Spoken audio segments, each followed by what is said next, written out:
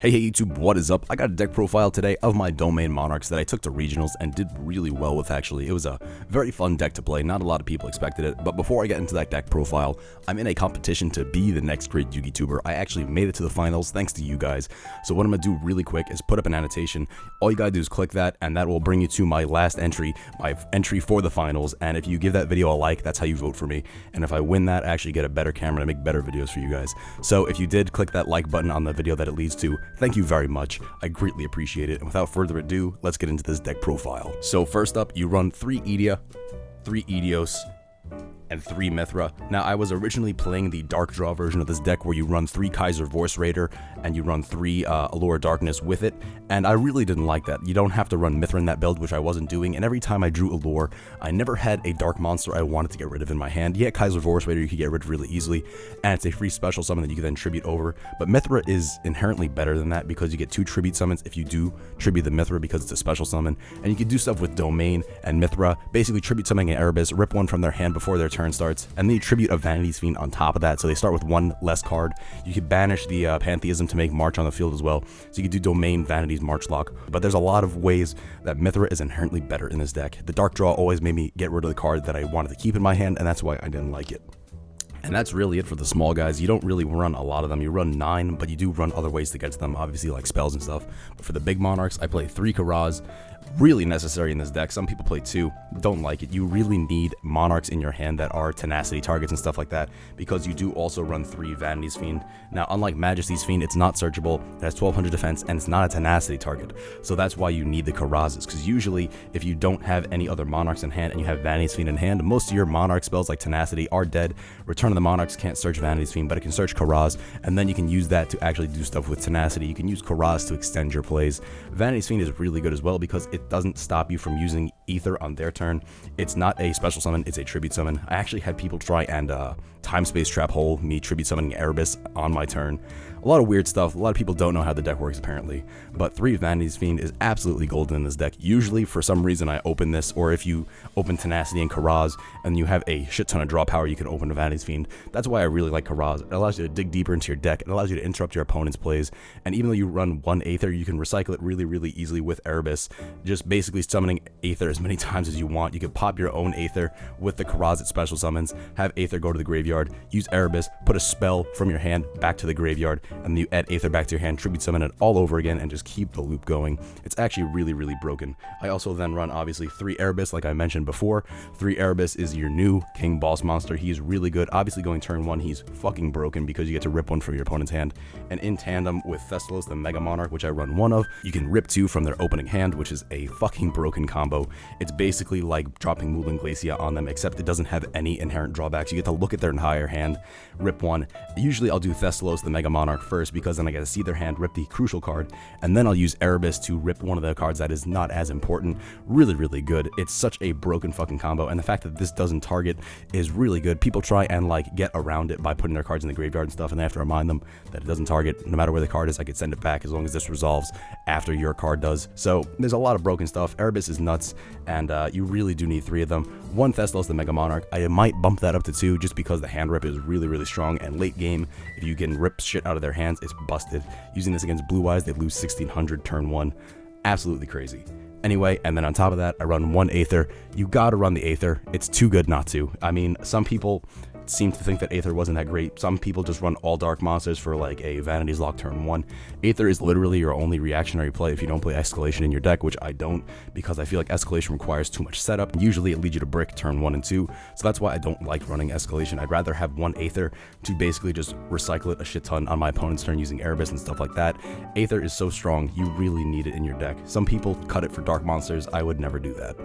And that's it for all the monsters. I don't main deck Max C. I don't think it's necessary, especially with this deck, because you really do want to go turn 1, set up that Vanities or Domain Lock. You don't want Max C in your hand. It's literally a dead card. And as for the spells that I play, 3 Domain. I can't believe that Konami didn't hit this in the TCG. This is what allows the deck to still function. You basically get a Vanity's Lock if you don't summon Vanity's Fiend, as long as you have a Tribute Summon monster, which is absolutely crazy. A lot of people seem to forget as well that if they control a Tribute Summon monster, they're not locked out of their extra deck. I played a lot of Magispector and stuff like that, and they just didn't try to special summon a monster and then tribute it. They thought they were locked out completely, so, you know, What people don't read hurts them a lot, and I'm not going to explain them ways to out my deck, but it really does help to play this card. You need 3. Some people can play 2. I think you can get away with 2, but you need a lot of Monarch cards to ditch, and you really do want 3 just so you can search it off of Pantheism or Tenacity, stuff like that. Speaking of Tenacity, I play 3. Tenacity at 3 is amazing. It's essentially your way to get to Pantheism. I really don't search out any other card besides maybe March of the Monarchs if I have Vanity's Fiend on the field already. March and Vanity's Fiend has saved me so many times. It's too broken of a combo, but usually I'll search out the Pantheism, then use Pantheism, ditch another Monarch spell trap in my hand, banish Pantheism, search out some more, and basically just go plus a ridiculous amount, then recycle it with Edea and keep going from there. But Tenacity is essentially your way to get to Pantheism. And then for the last of the 3 of the Monarch spell and traps that I run, I play 3 Return of the Monarchs. This card basically allows you to go really plus, especially in tandem with something like a turn 1 Karaz. If you don't open up a really good lock, you could have something like Prime Monarch that you drew, set the Prime Monarch, have Return of the Monarch, special Mithra, have Mithra attributed for Karaz. Karaz pops Return of the Monarchs and the Prime Monarch, but Return of the Monarchs triggers first, so you get to search Aether to hand, then you pop 2, you draw 2, and you have a Prime Monarch in grave, so you basically don't lose any card advantage, and you have a way to bring out Aether turn 1 or Erebus turn 1. It's a really good card. Some people play 2 for some reason, not going to do that. This card at 3 is absolutely fantastic for this deck. It helps you thin, it helps you get a lot of cards to hand. The only thing that I don't like is obviously you can't search Vanity's Fiend because that'd be too freaking broken. I might tech in one Majesty's Fiend in the side deck eventually, but I don't see the need to. Vanity's Fiend is just way too strong. And now this deck obviously plays a shit ton of 1-ofs. The first off being Pantheism. You gotta play the Pantheism. You can play this shit until it's fucking banned. It makes the deck absolutely broken. And then 1 March. March is also really key to this deck. You need it for the Vanity's Lock. You need it to ensure that your monster doesn't get popped by something like a Blue Eyes player, which actually did happen to me because I couldn't get March out. But basically, March saves you a shit ton. It basically forces them to have an MST and then a Dark Hole or Raigeki in hand, and usually that's something that a lot of people don't draw, which is actually really good. I then play 1 Monarch Stormforth for my other Monarch 1-of. Stormforth at 1. I'll use Stormforth mostly as a way to basically get March to hand. Let's say I'm playing, and I've gone through some of my resources and I want to get March to hand. It's in deck. I banish Pantheism to show them 3. I'll show them like Domain, Stormforth, and March. And of course, March does the least to interrupt their field, but it's actually the best one for me. Usually they'll give it to me because they don't read the cards. I actually had a Paleozoic player. I banished Pantheism, revealed 3. One of them was Frostblast of the Monarchs, and he actually gave it to me when he had 4 set back row and I controlled the tribute summon monster, and I had Edea on field that I could tribute. Really dumb move. Frostblast actually is probably the best card for the Paleozoic matchup. This actually makes the Paleozoic matchup incredibly free. I was debating whether or not to run this card, and it is fucking fantastic. You can clear 4 back row in 1 turn just with this card if you control a tribute summon monster. All you have to do is have a tribute summon monster, use this, pop a set 1, banish it, pop another set, and then you just tribute an Edea on your turn as well, and then you get this back to hand and just repeat the cycle. So you can literally pop 4 in 1 turn. That's absolutely fucking nuts. And when you combine that with the fact that this deck can run stuff like Jinzo and have a Jinzo domain lock, and you can use Frostblast with a Jinzo on the field so they can't activate it in tandem, it's absolutely crazy. I'm an idiot though and forgot Jinzo was a card, so it's in my side deck, but at the regionals it wasn't. It would have come in handy a lot, but I ran Royal Decrees instead of it, but now I am running Jinzo. Either way, this card at 1 is an absolute fucking savior. I wouldn't run it at more than that, but if you do stuff like ditch this with Twin Twister, you literally pop 3 for free, so there's no reason not to run 1 of in your main deck.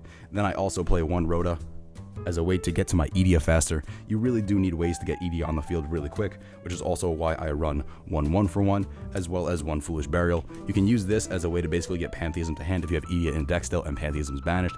I also use this as a way if I had an Edeos but I didn't get an Edea to graveyard, I use Foolish, send Edea to graveyard, add Pantheism, banish the Edeos, special summon Edea, and then you get your plays from there. You get 2 tribute summons. Really good card to open your deck up.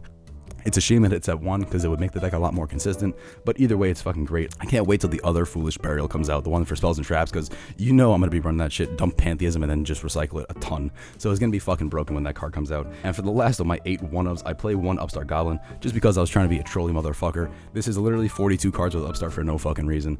You don't need this in. I actually do like it though, because it's an easy side out. It doesn't really hurt your deck's consistency, and you can set it as a bluff, which is what I like to do, because sometimes they do hit your spells and traps, and if you're playing something like Metal Foes, they're not using Twin Twister, they're using MST or Cosmic Cyclone. So if you set this and they banish it, it doesn't hurt you. You literally just lost a proxy card, and then you keep stuff like the spells and traps you want, like Stormforth or maybe a Dimensional Barrier on the field. So I use this basically as a bluff for back row and a way to side out really easy cards to put in better sides for me. And onto the traps, you run the necessary 3 Prime Monarch. You really can't get away with running less than 3 of these. Some people play 2, you get sided out for stuff like that. But turn 1, you really need as many Monarch spells and traps in your deck as possible just to kickstart your deck, to get your engine going. I've actually drawn Pantheism in Prime very often, considering the fact that Pantheism's at 1. It happens a lot more frequently than I anticipated, so I'm glad I run 3 of these. You can also use the broken combo involving 2 of them, where if you have a Prime Engrave and a Prime on field, you use the Prime on field to target the Prime Engrave and a Monarch spell and trap, let's say Stormforth. Then you use the Prime Engrave to trigger its own effect. Then you target a different card besides the Stormforth. You banish the one that this one targets. This gets special summoned. Stormforth gets sent back to your deck, and then you draw 1. So you literally special summon a monster, banish 1, send 1 to deck, and draw 1, so you don't lose a lot of card advantage. It allows you to basically extend your plays. It's a really, really broken combo, especially if you want to keep Monarch spells and traps in your grave for something like an Aether effect to trigger on your opponent's turn. It works really, really well. And then to extend my Vanity's locks, I've used Vanity's Emptiness just because it's pretty broken. Basically, I use this, and I usually see this before Vanity's Fiend. And then I'll use Pantheism, which kills the Vanity's Emptiness, and then I'll summon a Vanity's Fiend. So they think they're getting out of the lock, but they really aren't. It just helps you stun your opponent until you get your actual main play of the deck going. And then I also play 1-dimensional barrier because I fucking hate the fact that you contribute 7 Kieran. That is absolutely broken. So when people try and use Kieran's effect on me, I just flip D-barrier, call Pendulum on my turn, and then they can't bounce my card. So that's why I like to run it. It also stops them from summoning cards or special summoning cards of that type, which is really, really good. You can obviously use this for other decks as well. If ABC is going second, but you don't open your main combo, but you do open a D-barrier, you call Fusion, and it pretty much stops them from interrupting you on your turn. So I do like it. You could even call Xyz and just stop them from getting their main combo. And I opted to put the second in my side deck, which I didn't do in the regionals, but I really did like this card of a 1 of in my deck. And if I'm going first and I can guarantee that I'm going first, I might actually put 2 in, especially if I'm going up against something like maybe Paleozoics. I put this, set it, and I call Xyz on their turn. Even if they pop my trap, it doesn't matter. And it's a really good card, so that's why I like to run it as a 1 of. And onto my spicy side deck, I play 2 Soul Exchange. It's your second and third Stormforths. Comes in handy a lot. You skip your battle phase, but that usually doesn't matter, especially if you have something like a ABC Dragon Buster. You use this and it forces the tag out, which is really good. Stops them from interrupting any more of your plays on your turn. I would love to run 3 of these, but I found a card that I actually like a little better, and that is Enemy Controller. This basically lets you steal your opponent's monster by tributing your Prime Monarch, and then you basically just get a free monster on your side of the field to tribute. It's basically Stormforth at that point, which is why I really love it. I could also steal my opponent's monsters if it's really, really good. I could steal their ABC Dragon Buster, force a tag out. I could steal their Bujintai Tsukiyomi and actually use its effect. Really crazy stuff you could do with Enemy Controller. I really love it. And in the mirror match, you could steal their Erebus, tribute it, and it counts as a tribute to a monster. So really good stuff. Then for the Pendulum matchups, I run 2 Typhoon. This is basically to stop them from getting their scales turn 1. It's basically a hand trap if they have 2 face-up cards on the field. This really does help. It's also a way to out anti-spell in something like the ABC matchup, though usually I would opt for the Twin Twister if it's ABCs because they usually don't have a lot of face-up spells and traps. But if they have something like a anti-spell and then maybe Union Hanger, Typhoon does come in handy. I also then run 3 Twin Twister. For more help, this is basically my back row hate. The deck really does lose to a lot of back row, except for the Paleozoic matchup for some damn reason. You actually have a really good Paleozoic ABC matchup. But anyway, 3 Twin Twisters just helps you get good cards to grave. Ditching a Prime never hurts. And then you basically get to pop 2 your opponent's back row, which is usually what ABC players have set after they make Buster and Bujintai.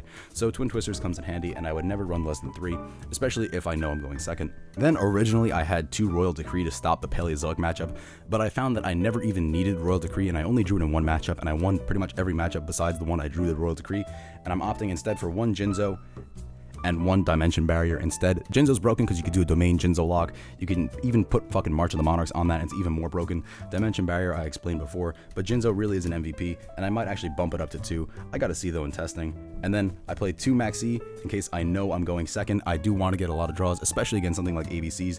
They just bring out so much shit. And then for the ABC hate, the obvious 3 System Down. That's it for this video, guys. Thank you for watching. Oh yeah, actually, 1 Mithra token. That's it for this video, guys. I hope you enjoyed. If you did, don't forget to give this video a like.